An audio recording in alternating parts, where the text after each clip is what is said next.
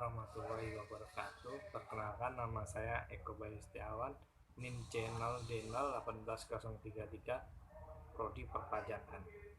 Di sini saya akan mempresentasikan mengenai konsep dasar akuntansi perpajakan.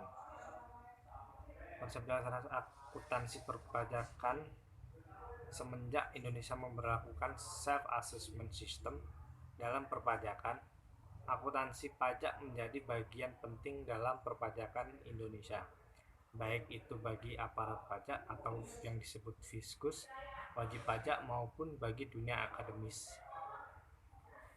Pengertian akuntansi perpajakan itu sendiri adalah merupakan sebuah seni dalam hal mencatat, menggolongkan, dan mengikhtiarkan, menafsirkan transaksi-transaksi finansial yang dilakukan oleh suatu perusahaan dengan suatu tujuan untuk dapat menentukan jumlah penghasilan kena pajak yang akan dapat atau diterima dalam suatu tahun pajak untuk dapat digunakan sebagai dasar penetapan beban atau sebuah pajak penghasilan yang terutang oleh suatu perusahaan.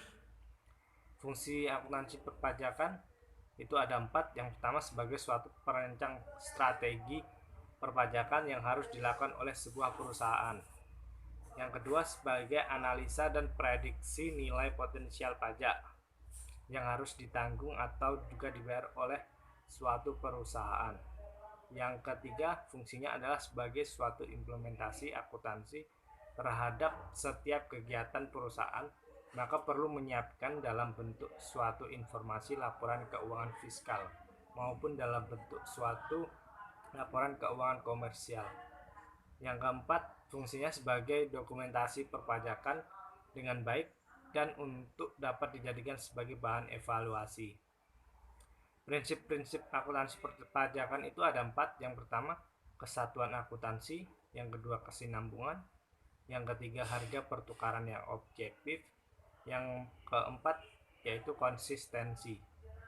Yang selanjutnya, syarat akuntansi perpajakan ada 5. Yang pertama, syarat keadilan. Yang kedua, syarat yuridis. Yang ketiga, syarat ekonomis. Yang keempat, syarat finansial. Yang kelima, sistem pemungutan pajak harus sederhana. Selanjutnya, istilah dalam akuntansi perpajakan. Yang pertama, ada pajak penghasilan,